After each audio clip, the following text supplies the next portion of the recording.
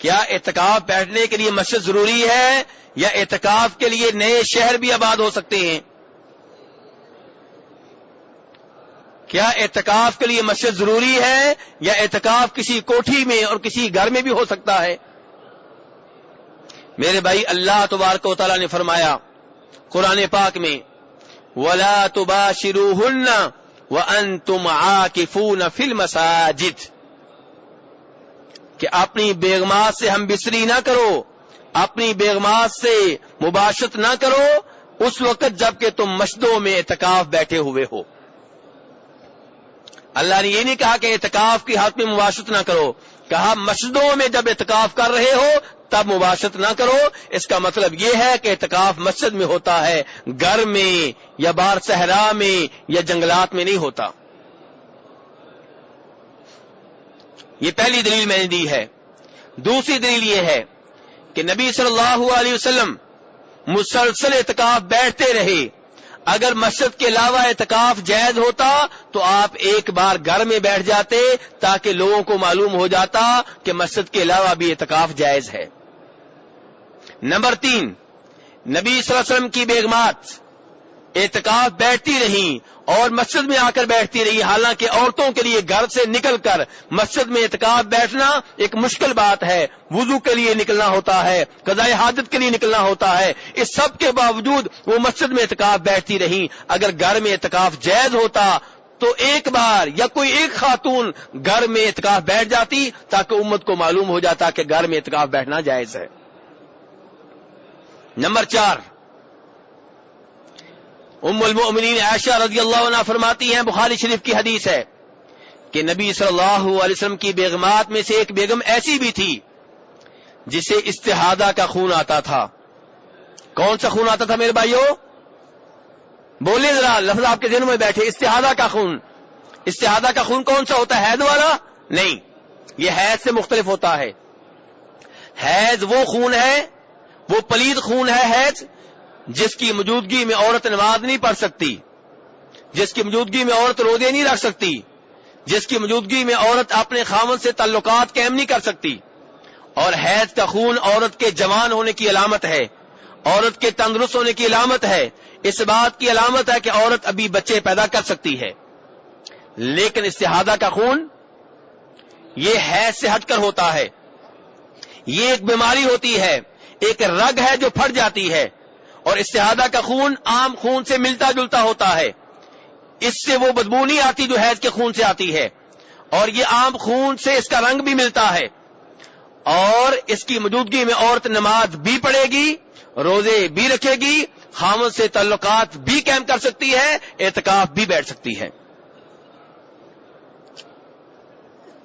تو استحاضہ کا خون اس عورت کو آتا تھا اور وہ اس خون کی موجودگی میں مسجد نبوی میں اعتکاف بیٹھا کرتی تھی۔ ام المؤمنین عائشہ رضی اللہ عنہ فرماتی ہیں، ہم اس کے نیچے کوئی ٹرے وغیرہ کوئی برتن رکھ دیا کرتے تھے، اس کا خون اس برتن میں گرتا رہتا تھا اور وہ نماز پڑھتی رہتی تھی۔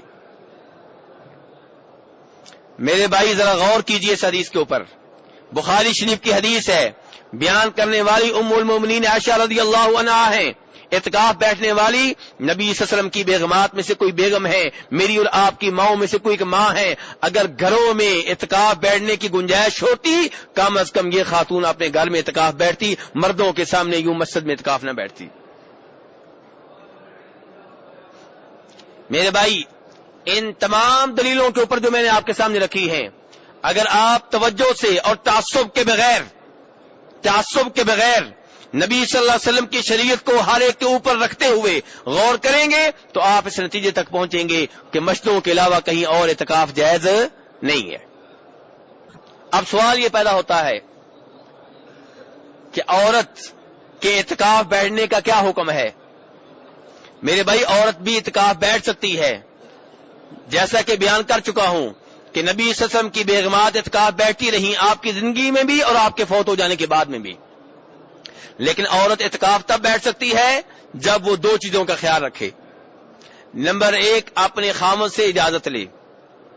خاوند کی اجازت کے بغیر عورت اعتکاف نہیں بیٹھ سکتی۔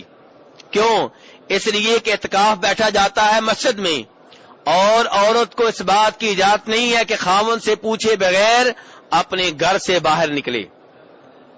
کوئی بھی مسلمان عورت اپنے خاوند سے پوچھے بغیر گھر سے باہر نہیں نکل سکتی.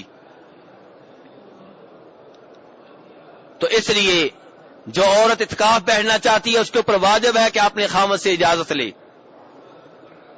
اب یہاں پہ سوال یہ پیدا ہوتا ہے کہ اگر خاوند نے اجازت دے دی، یہ خاتون اعتکاف بیٹھ گئی، اب اگر خاوند واپس بلائے اعتکاف ختم کرے تو کیا اس بات کی اجازت ہے؟ میرے بھائی، عورت کے اعتکاف کی طرف دیکھا جائے گا. اگر اس کا اعتکاف وہ ہے جو واجب نہیں ہے، کسی منت کا نتیجہ نہیں ہے، کسی نظر کا نتیجہ نہیں ہے، عام اعتکاف ہے، تو چونکہ اعتکاف نفلی عبادت ہے، واجب نہیں ہے، تو خاوند واپس بلانا چاہے تو ایسی خاتون کو واپس بلا سکتا ہے. اور اگر نہ بلائے تو بہتر ہے، نہ بلائے تو یہی بہتر ہے، یہی افضل ہے، آپ اس کو عبادت کرنے دے. لیکن اگر وہ بلانا چاہے تو بلا سکتا ہے. اور اگر خاتون کا اعتکاف واجب ہے، اس نے منت مانی تھی میں 10 دن اعتکاف بیٹھوں گی، تو پھر ایسی خاتون کو اعتکاف سے نکالنے کی اجازت نہیں ہے، کیونکہ خاوند سے پوچھ کر اعتکاف بیٹھی ہے اور اس کا اعتکاف واجب ہے. خاوند کو چاہیے کہ اس کے اعتکاف کا خیال رکھے اور اس کا اعتکاف ختم کروانے کی کوشش نہ کرے. دوسری وہ چیز میرے بھائی جس کا ہونا ضروری ہے عورت کے اعتکاف کے لیے، وہ کیا ہے کہ فتنے کا خوف نہ ہو. پہلی شرط کیا تھی میرے بھائیو؟ خاوند سے اجازت لے. اور دوسری شرط کیا ہے کہ کسی قسم کے فتنے کا خوف نہ ہو، یعنی کہ اس کے اعتکاف بیٹھنے کی وجہ سے نہ مرد فتنے میں مبتلا ہو، نہ خود وہ کسی فتنے میں مبتلا ہو. اگر مسجد ایسی ہے جس میں بندوبست نہیں کیا گیا، بے پردگی ہے، فتنہ ہے، عورت بے پردہ رہتی ہے، خوشبو لگاتی ہے، تو پھر ایسی عورت کو اعتکاف بیٹھنے سے روک دیا جائے گا اور اس کو مسجد میں پھر اعتکاف بیٹھنے کی اجازت نہیں ہے. وہ اپنے گھر میں رہے اور گھر میں رہ کے جو اللہ کی عبادت کر سکتی ہے کرے.